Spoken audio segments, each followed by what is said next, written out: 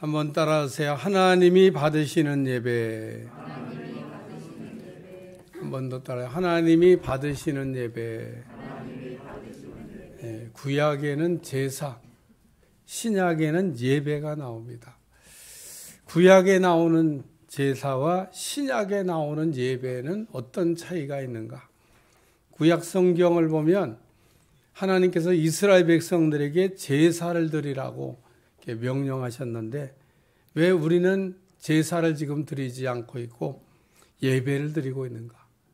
또 지금 우리는 구약 율법에서 말하고 있는 안식일을 우리가 지키지 아니하고 예배를 이렇게 드릴 때 안식 후 첫날 주일 주님이 부활하신 날 예배를 드리고 있나? 왜 율법에 나오는 제사와 안식일을 우리가 지키지 않는 건가?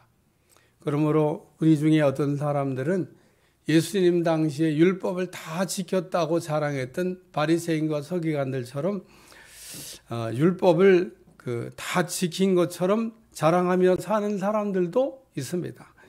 그러나 우리가 여기서 알아야 될 것은 율법은 하나님께서 지키라고 주신 법이 아니라 깨달으라고 주신 법이다라는 겁니다.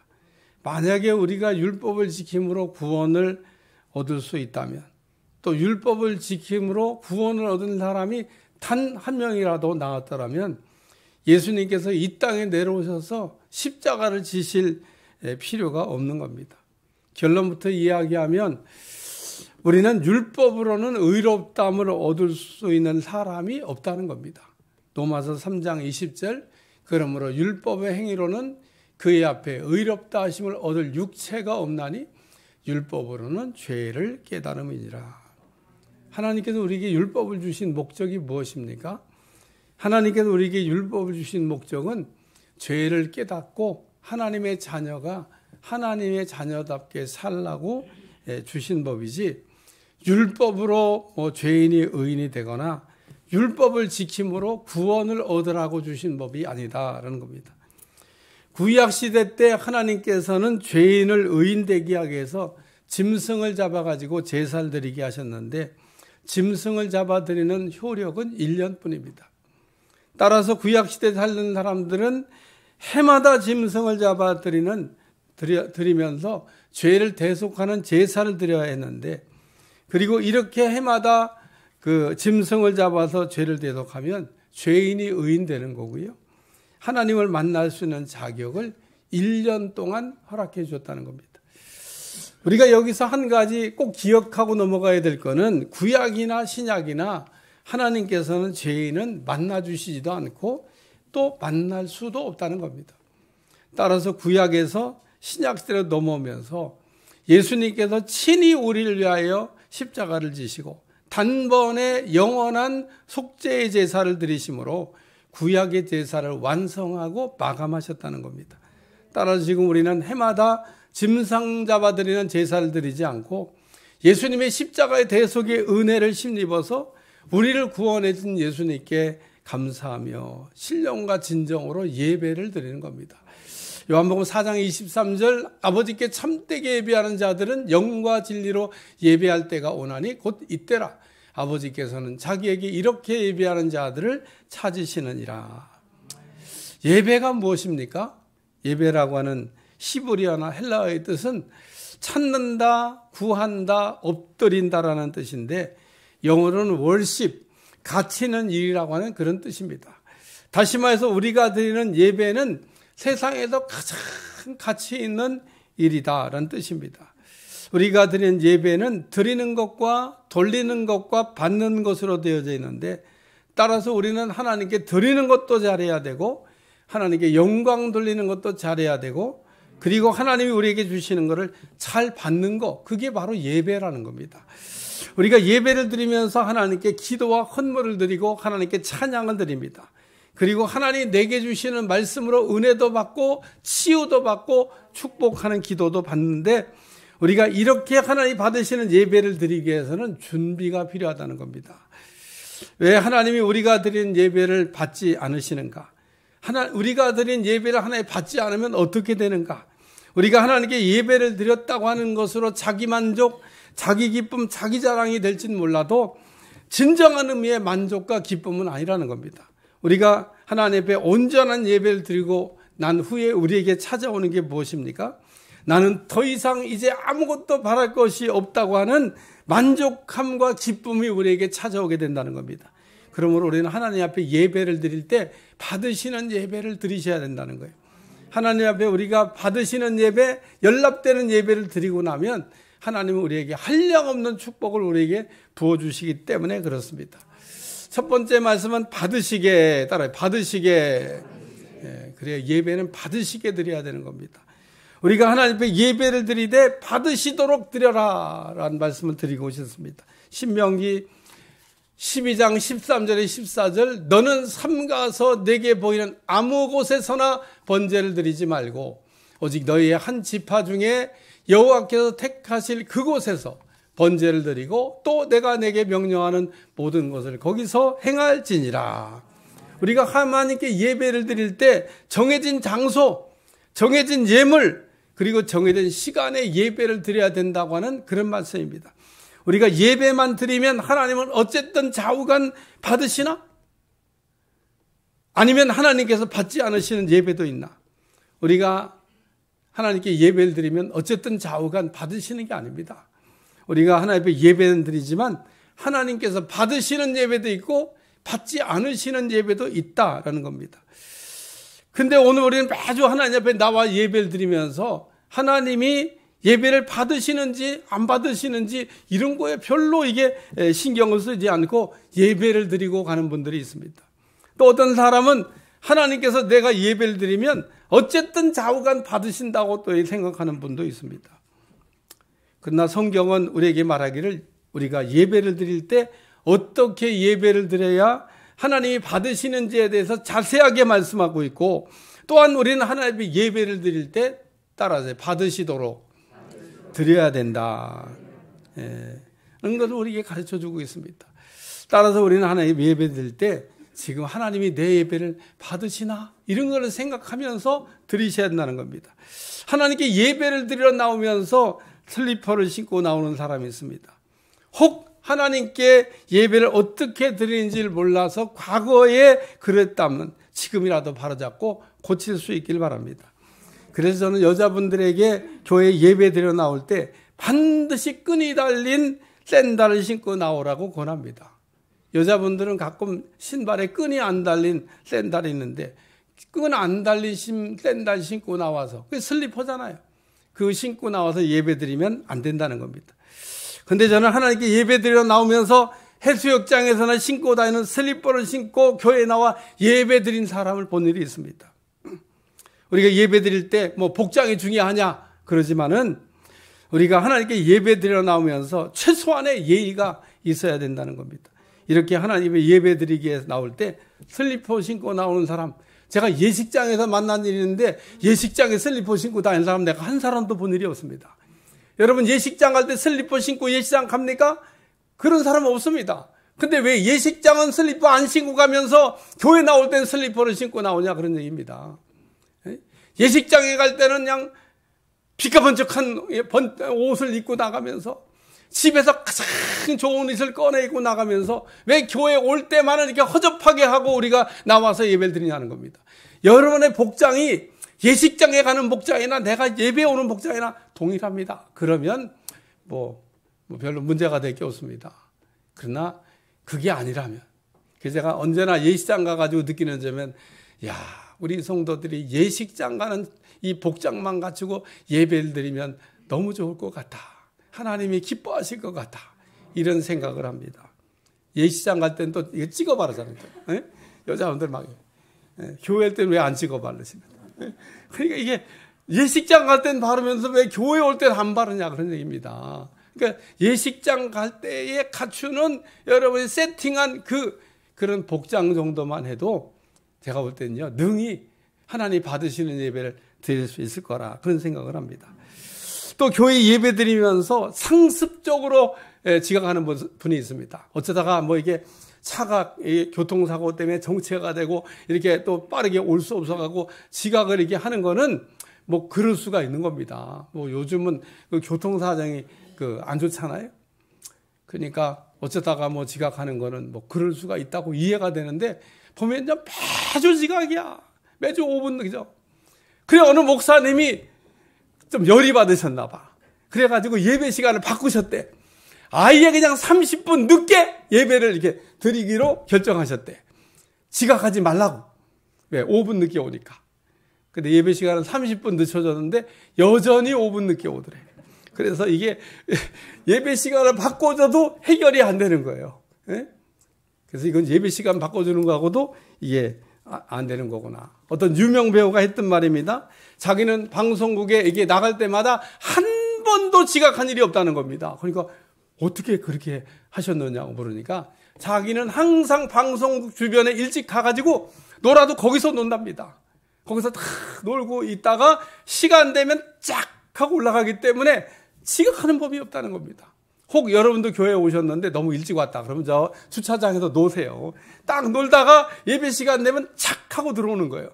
얼마나 멋있습니까? 우리가 예배를 드리는데 누구에게 드리는 겁니까? 하나님께 드리는데 우리가 예배를 드리면서 만나야 될 영적 VIP가 하나님이신 겁니다. 우리가 영적 VIP가 되시는 하나님께 예배드려 나오면서 하나님을 항상 먼저 기다리게 해서야 되겠어요? 여러분이 와서 기다려야지. 네? 또한 우리가 예배를 드릴 때는 빈손으로 나오지 말 것을 가르치고 있습니다. 출애굽기 23장 15절 너는 무교병의 절기를 지키라.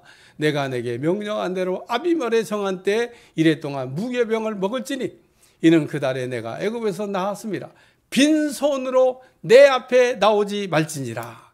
신명기 16장 16절 너는 가운데 모든 남자는 1년에 3번 곧 무교절과 77절과 초막절에 내 하나님 여호와께서 택하신 곳에서 여호와를 배웁되 빈손으로 여호와를 배우지 말고. 하나님이 우리에게요 아낌없이 다 주셨는데 우리가 하나님께 은혜 받은 후에 하나님께 드릴 게 없어가지고 고민을 이렇게 심각하게 해보신 적 있습니까? 우리 가운데 어떤 분은 물질이 넉넉하지 않아서 하나님께 드릴 것이 없는 사람도 분명히 있을 거라고 생각합니다. 리빙스턴은 어렸을 때 드릴 것이 없어가지고 그냥 은쟁반 위에 자기가 올라앉았답니다. 그러니까 어른들이 화들짝 놀라가지고 지금 너 뭐 하는 거냐? 그랬더니 하나님 앞에 나를 드립니다. 그래서 자신을 드리고 정말 자신을 드린 것처럼 아프리카의 선교사가 되어가지고 평생 동안 하나님을 위하여 헌신하며 살았다고 하는 이야기입니다. 우리가 하나님 앞에 그 헌물을 드릴 때 어떤 걸 드려야 되나? 하나님께 드리는 거는 내가 가지고 있는 것 중에 가장 좋은 것을 드리는 겁니다. 말라기 선지자는 이스라엘 백성들을 책망하면서 너희 총독에게 눈먼 거, 병든 거, 다리 저는 것 갖다 드려봐라. 총독이 눈먼 거, 병든 거, 다리 저는 거를 받고 좋아하겠느냐? 그렇게 말씀하고 있습니다. 말라기 1장 8절 만군의 여호와가 있노라 너희가 눈먼 희생제물을 바치는 것이 어찌 약하지 아니하며 저는 것, 병든 것을 드린 것이 어찌 약하지 아니하. 이제 그것을 너희 총독에게 드려보라. 그가 너를 기뻐하겠으며 너를 받아주겠느냐. 우리가 하나님 앞에 드릴 때는 내가 가진 것 중에 그러므로 제일 좋은 거를 드리는 겁니다. 그리고 우리가 하나님 앞에 진짜 드릴 것이 없는 사람은 이렇게 기도해 보시기를 바랍니다. 하나님 나도 남들처럼 팍팍 드리고 싶습니다. 예? 우리가 이렇게 진실한 마음으로 기도하면 하나님께서 반드시 심을 씨와 먹을 양식을 주실 줄로 믿습니다. 하나님은 우리가 심을 것을 달라고 하면 심을 것만 주시는 분이 아닙니다. 우리가 심을 것과 먹을 것을 동시에 주신다는 거예요. 고린도후서 9장 10절 심는 자에게 씨와 먹을 양식을 주시는 이가 너희 심을 것을 주사 풍성하게 하시고 너희 의의 열매를 맺게 하시리라. 그러므로 우리는 하나님 앞에 믿음으로 드리고 성령의 감동을 따라 드리고 인색하지 않게 드리고 정한 대로 드리면 되는 겁니다. 하나님 나도 11조 도둑질하지 않고 온전하게 드리면서 신앙생활하고 싶어요. 하나님 나도 남들처럼 부자 되어가지고 성전 하나 이제 지어서 헌신하며 살고 있습니다. 나도 남들처럼 한 사람 선교사 파송하고 싶어요. 이렇게 여러분 진실하게 한번 기도해 보시기를 바랍니다. 하나님 어떤 분이십니까?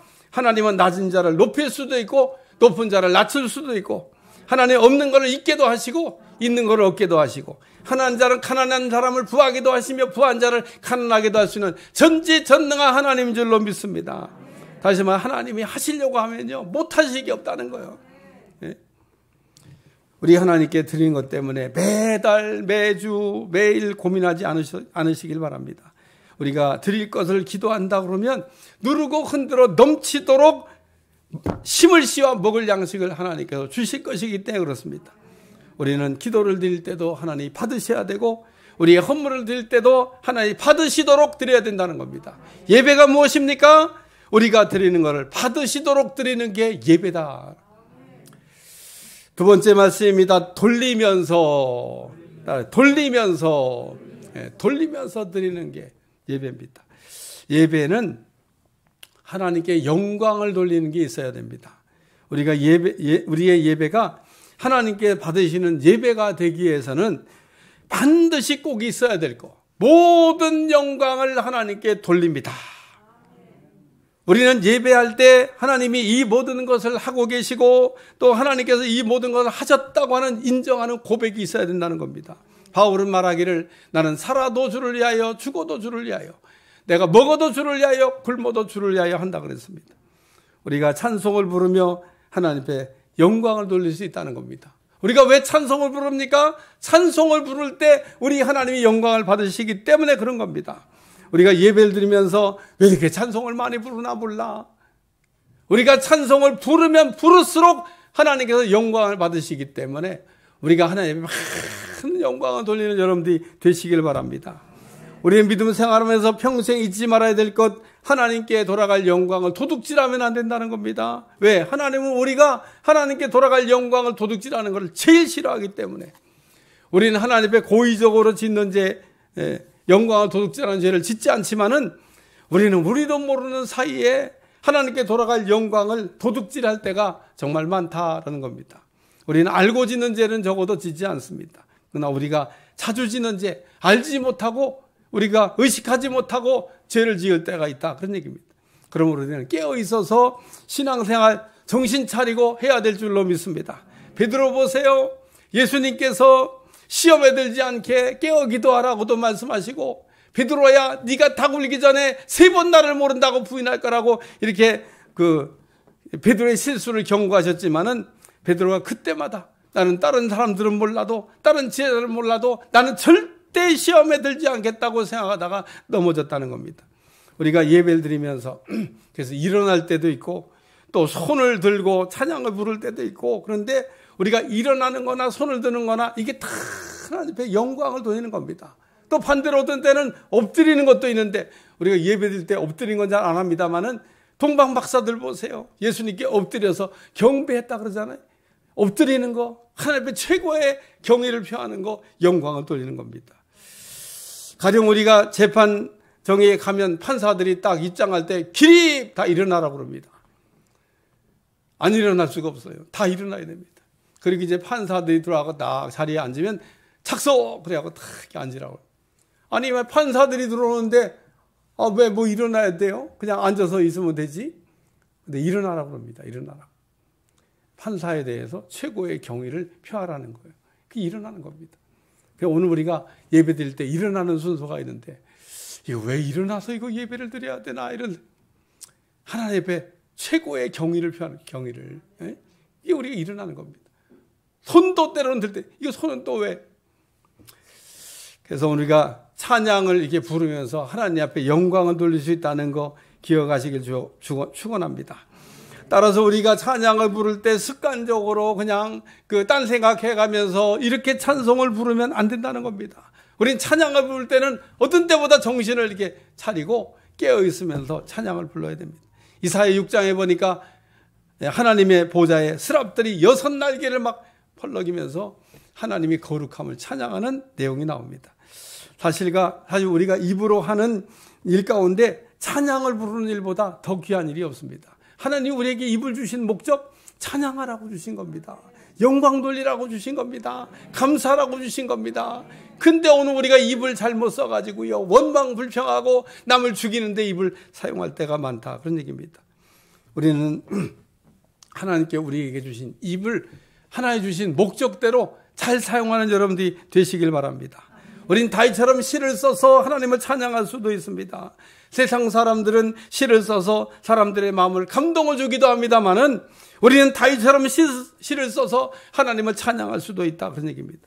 그리고 우리가 여기서 꼭 기억하고 지나가야 될 거는 하나님은 우리가 부르는 찬양대로 역사하신다는 겁니다.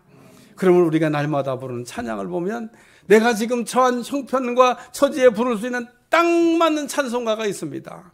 우리가 낙심하고 힘들고 지쳐있을 때 하나님 앞에 영광 돌리는 찬양을 불러보세요. 우리가 찬양을 부르는 동안에 내 마음에 위로와 힘이 공급되는 걸 느낄 수도 있고, 우리가 힘들고 어려울 때 계속해서 하나님의 찬양을 이렇게 부르면 우리가 하나님의 영광 돌리는 찬양을 부르는 동안에 문제가 해결되기도 하고 또 하나님이 살아 역사하는 걸 친히 보게 되는 은혜가 임하게 될 줄로 믿습니다. 우리는 하나님의 영광 돌리면서 하나님께서도 우리가에게도 영광을 주신다는 겁니다. 그러므로 우리가 하나님 앞에 돌아갈 영광만 도둑질하지 아니하고 반대로 우리가 하나님 앞에 영광을 돌리기만 하면, 찬양을 부르며 영광을 돌리기만 하면 우리가 부른 찬양대로 하나님께서 역사하는 거 볼 줄로 믿습니다. 요한복음 11장 40절 예수께서 이르시되 내 말이 내가 믿으면 하나님의 영광을 보리라 하지 아니했더냐. 오늘 마르다와 마리아에게 내가 믿으면 영광을 보이라 그랬는데, 오늘 마르다와 마리아가 믿었더니 죽은 나사로가 수족을 동인 대로 살아나오는 하나님의 영광을 보게 됐다, 그런 얘기입니다. 오늘 우리도 하나님 앞에 영광을 잘 돌림으로 하나님이 내게 보여주신 영광을 볼 수 있는 사람 되시길 바랍니다. 예배가 무엇입니까? 예배를 우리가 드리면서 하나님 앞에 찬양으로 영광을 돌리는 거다, 그런 얘기입니다. 세 번째, 따라 부으시게 드리는 게 예배입니다. 신명기 12장 7절 거기 곧 너희 하나님 여호와 앞에서 먹고 너희 하나님 여호와께 너희 손으로 수고하는 일에 복주심으로 말미암아 너희와 너희 가족이 즐거워할지니라. 예배는 하나님께 드리는 것과 돌리는 것만 있는 게 아니라 하나님이 내게 부어주시는 것을 받는 것도 있다는 겁니다. 우리가 하나님이 받으시는 예배를 드렸다면 이런 사람에게는 하나님께서 반드시 말씀의 은혜와 치유와 축복을 부어주신다고 하는 말씀입니다. 예배는 그렇기 때문에 우리가 하나님 앞에 드리는 것만 있는 게 아니라 받는 것도 있는데, 우리 하나님께서 우리의 드리는 걸 받으셨다 그러면 첫째 만나주시고, 둘째 말씀으로 은혜도 주시고, 셋째 축복이 내려온다는 겁니다. 우리가 그 하나님 앞에 온전한 예배를 드렸다 그러면, 하나님이 우리에게 받으시도록 예배를 드렸다 그러면 이런 사람에게는 성령의 임재, 예배가 무엇입니까? 하나님의 그 미팅하우스에서 하나님을 미팅하는 것으로부터 시작이 된다는 겁니다. 우리가 예배를 매주 잘 드려서 그러므로 하나님이 받으시는 예배를 드리면 하나님이 우리를 만나주신다는 겁니다. 예배를 드렸는데 하나님을 아직도 못 만났다, 그런 분들은 예배가 연락됐나? 이거 한번 생각해 보셔야 돼요. 우리 예배가 하나님이 받으시는 예배가 됐다 그러면 하나님께서 친히 우리에게 감동으로 우리를 찾아오시고 만나주신다고 약속하셨기 때문에 오늘 하나님을 누구든지 만나는 은혜가 임하게 될 줄로 믿습니다. 또 우리가 이렇게 하나님을 만날 때 오는 은혜가 뭐냐 하면 하나님이 내게 말씀을 주시는 겁니다. 마태복음 8장에 하인의 중풍병으로 고치기에 예수를 찾아왔던 백부장이 왔을 때 예수님이 친히 가서 고쳐주리라. 얼마나 좋은 이야기예요. 와서 고쳐달라고 안 했는데 예수님이 친히 가서 고쳐주리라. 그런데 이 백부장이 나는 예수님께서 내 집에 들어오면 감당할 수 없다고 이야기하면서 다만 여기서 말씀만 해주시면, 그래서 말씀만 해달라고 이게 백부장이 얘기하니까 이스라엘 중 아무에게서 이만한 믿음을 만나보지 못했다고 칭찬하시면서 가라, 내 믿은 대로 될지어다. 예수님께서 백부장에게 주신 말씀입니다. 예수님은 백부장에게 가라, 내 믿은 대로 되라고 그랬는데 백부장의 믿음이 무엇입니까? 예수님께서 말씀하시면 예수님이 말씀하신 것이 그대로 된다라고 하는 걸 믿은 사람인 겁니다. 마가복음 11장 14절 그러므로 내가 너에게 말하노니 무엇인지 기도하고 구하는 것은 받은 줄로 믿으라. 그리하면 너에게 그대로 되리라. 기도하고 구하는 것을 받은 줄로 믿으라고 하는 말씀이죠. 근데 오늘 우리는 받은 건 믿어도 받은 줄로는 잘 안 믿습니다. 하나님 받고 난 다음에 믿겠습니다. 자꾸 그렇게 얘기하는데 하나님은 반대로 받은 줄로 믿어라. 그러면 너에게 그대로 된다. 우리가 하나님께 기도하고 구했으면 받았다고 믿으라는 겁니다. 그리고 받은 사람처럼 우리가 의심하지 않을 때 하나님께 그대로 되게 하는 역사를 보게 할 줄로 믿습니다. 우리가 매주 예배를 드리면서 하나님 받으시도록 예배 드리는 게 왜 중요합니까? 우리가 하나님께 드리는 예배가 하나님이 받으시면 하나님께서 우리에게 말씀으로 은혜를 주신다는 겁니다. 오늘 우리가 예배를 드리면서 하나님의 내게 주시는 내마의 말씀을 받는 게 중요합니다. 나는 매주 예배를 드리는데 나에게는 왜 내마의 말씀이 안 떨어지는지 몰라. 답이 뭔지 아십니까? 내가 하나님이 받으시는 예배를 드리고 있지 않는 겁니다. 내가 하나님이 받으시는 예배를 드리고 있다는 생각은 못하고 하나님이 왜 내게는 내마의 말씀을 안 주시냐고 이게 생각을 하고 있는 참 지혜롭지 못한 사람이 있습니다. 그렇기 때문에 예배는 받으시도록 드려야 돼요. 예? 영광을 돌려야 됩니다. 그러면 하나님이 우리를 찾아오시고 우리에게 말씀해 주신다는 겁니다. 내 말을 주시는 겁니다. 오늘 하나님의 말씀이 내 말로 우리에게 떨어지게 되면 내 마의 말씀은 내 삶에 그대로 되는 말씀이라는 겁니다. 우리가 말씀을 듣고 말씀이 내 삶에 살아 역사하는 걸 보게 될 때 우리의 믿음이 자라는 겁니다. 신앙이 성숙하고 성장하게 되는 겁니다. 우리가 매주 듣는 말씀이 내 삶에 살아 역사하는 것을 우리가 보아야 된다는 거예요.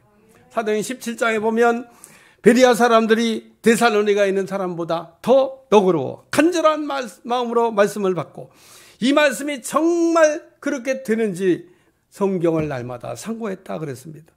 우리가 베리아 사람처럼 말씀을 받으면 말씀이 정말 그러한가, 말씀이 내 삶에 정말 그대로 살아 역사하는가를 확인하는 여러분들이 되시길 바랍니다. 우리가 하나님이 받으시는 예배를 이렇게 드리고 또 하나님이 내게 주신 내마의 말씀을 우리가 은혜로 받으면 우리 심령에 변화가 일어나는 거예요. 우리가 말씀으로 산다 그러면서 말씀 아닌 거를 붙들고 사는 사람들 얼마나 많은지 모릅니다. 하나님의 말씀은 진리인데 진리가 아닌 비진리도 있습니다. 하나님의 말씀은 진리는 그대로 되는 말씀이고 진리가 아닌 비진리는요 그냥 그럴듯한 이론인 겁니다. 우리가 그냥 듣기에는 좋고 그대로 될 것 같은 그럴듯한 이론에 우리가 속아서 인생을 망치는 것이 아니라 언제나 살아 역사는 그대로 되는 하나님의 말씀을 우리가 붙들고 우리 신앙에 큰 승리를 얻는 여러분들이 되시길 바랍니다. 세상에는 검증되지 않은 이론들이 정말 많이 있습니다만은 하나님의 말씀은 그렇지 않습니다. 하나님의 말씀이 내게 내 말로 떨어지게 되면 그 말씀이 그대로 되는 것을 여러분들이 반드시 보게 될 줄로 믿습니다. 우리가 교회 예배 시간에는 치유가 시간이 있는데 하나님이 고쳐주신 것을 믿고 기도하는 겁니다. 우리의 지성이든 감성이든 심성이든 완전히 고장났는데 이거를 고칠 수 있는 이는 하나님밖에 없다는 겁니다. 우리는 이미 고장나 있는데 마귀는 우리를 더욱 망가뜨리기 위해서 혈안이 되어 있습니다. 우리는 육신의 병보다 마음의 병이 더 심각하고 마음의 병보다도 영혼의 병이 고장난 게 심각한 건데 오늘 그러나 우리가 매주 나와 치유기도를 할 때 육신도 치유를 받고 마음도 고침을 받고 영혼도 고침받는 여러분들이 되시길 바랍니다. 그리고 마지막은 하나님이 주시는 축복 기도를 이제 받는 건데 지난 시간에도 얘기했습니다마는 주의 종이 축복하는 대로 하나님께서 그대로 해주신다고 말씀하고 있습니다. 따라서 우리가 예배를 잘 드리고 마지막 꼭 축복 기도 시간만 되면 뭐가 그렇게 바쁜지 그냥 쌩 하고 나가는 분이 있는데 하나님의 축복을 거부하는 겁니다. 우리는 마지막에 담임 목사가 축복 기도하는 그 축복을 잘 받아서 하나님이 부어주신 축복의 근대라에서 사는 여러분들이 되시기를 축원합니다. 왜 이삭이 에서에게 축복 기도를 하기 전에 별미를 만들어라고 얘기했습니까? 이삭이 에서에게 축복할 때 마음껏 축복하기 위해서 그런 겁니다. 주의 종이 축복 기도할 때 마음껏 축복할 수 있는 환경을 조성하는 것도 중요하다는 겁니다. 이렇게 우리가 하나님의 받으시는 예배를 드리게 되면 말씀의 은혜와 치유의 은혜와 부어주시는 축복이 우리에게 온다라는 겁니다. 결론입니다. 오늘 우리는 하나님이 받으시는 예배를 드려야 됩니다. 또 우리는 예배를 드리며 하나님의 최고의 영광을 돌리는 찬양을 뜨겁게 부르셔야 됩니다. 그리고 우리가 이렇게 하나님 받으시는 예배를 드린다 그러면 하나님 내마의 말씀도 주시고 우리를 고쳐주시기도 하시고 우리에게 축복을 부어주실 것을 약속하고 있습니다. 하나님 받으시는 예배 드릴 수 있기를 주여 축원합니다. 습관을 따라서 그냥 안 드리면 그냥 그러니까 예배를 드리는 것이 아니라 오늘도 사모하는 마음으로 이 예배를 하나님 받으시는 예배가 되게 함으로 부어주시는 은혜와 축복이 넘쳐나시기를 주님 축원합니다. 기도하겠습니다. 하나님 오늘도 하나님 받으시는 예배의 성공자들이 되길 원합니다. 우리가 다른 거는 몰라도 예배는 실패하지 않게 도와주시고 예배의 성공자 되게 도와주시고 잘 준비된 예배를 드림으로 예배를 연락시키게 도와주시고 예배를 통하여 부어주시는 축복과 은혜가 넘쳐나도록 역사해 주옵소서. 예수님의 이름으로 기도합나이다. 아멘.